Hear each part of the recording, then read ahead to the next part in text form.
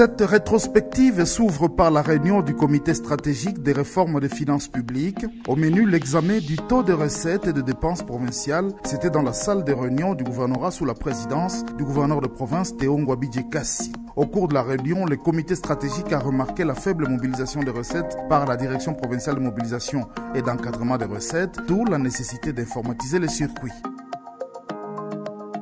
La Banque mondiale, à travers le projet de facilitation du commerce dans la région des Grands Lacs, PFCGL, tient à donner un coup d'accélérateur au projet de construction des infrastructures au poste frontalier Ruzizi 1er. Voilà qui justifie l'entretien que le gouverneur Théo Ngwabidje Kassi a eu à Nyamoma avec une délégation de la Banque mondiale. Certains préalables sont à remplir avant de procéder à la pose de la première pierre. C'est notamment l'analyse des aspects sociaux, les recrutements du personnel local par l'entreprise chinoise qui va réaliser les travaux et le respect du délai imparti.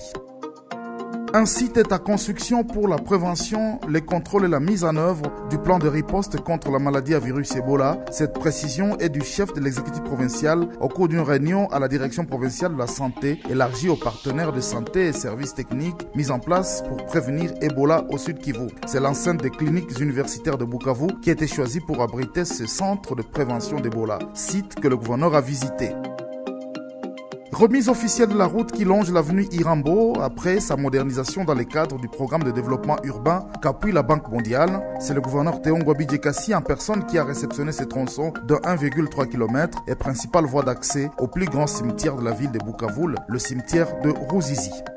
Les services d'assiette sont plus que déterminés sous l'impulsion du gouverneur à tout mettre en œuvre afin de maximiser les recettes pour doter le gouvernement de moyens conséquents pour matérialiser son programme d'action. Ils se sont donné rendez-vous dans la salle de l'INPP à travers un dialogue fiscal avec d'autres structures partenaires et la société civile.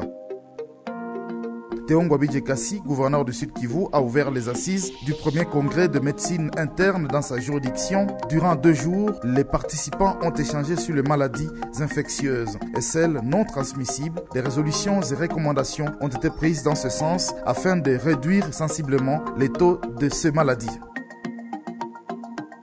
Vignette pour tous, le gouverneur de province a donné les go de cette campagne sur toute l'étendue du Sud Kivu. L'objectif est d'assainir le secteur de transport en simplifiant les documents de bord des véhicules et motos. Un guichet unique a été instauré pour l'acquittement afin de renflouer les caisses de l'État. Le gouverneur de province et le vice-gouverneur Marc Malagoka Shekere ont donné l'exemple en se procurant ces documents de bord pour leurs véhicules privés.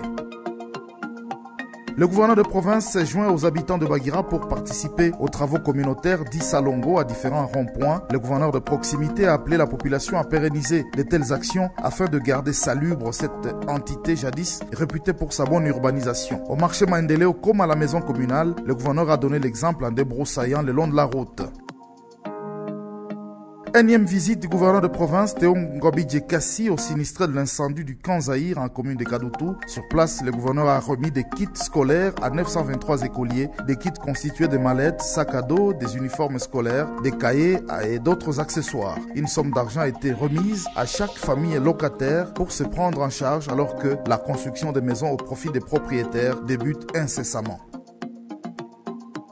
Enfin, les travaux d'entretien du tronçon Place Moulamba Ruzizi 1er évoluent normalement. Le constat a été fait par le gouverneur de province lors d'une visite d'inspection sur l'artère principale, lancée le 3 juillet par l'autorité provinciale pour une durée de 2 mois. Il consiste à boucher les nids de poules avant les grands travaux qui seront financés par l'Union européenne.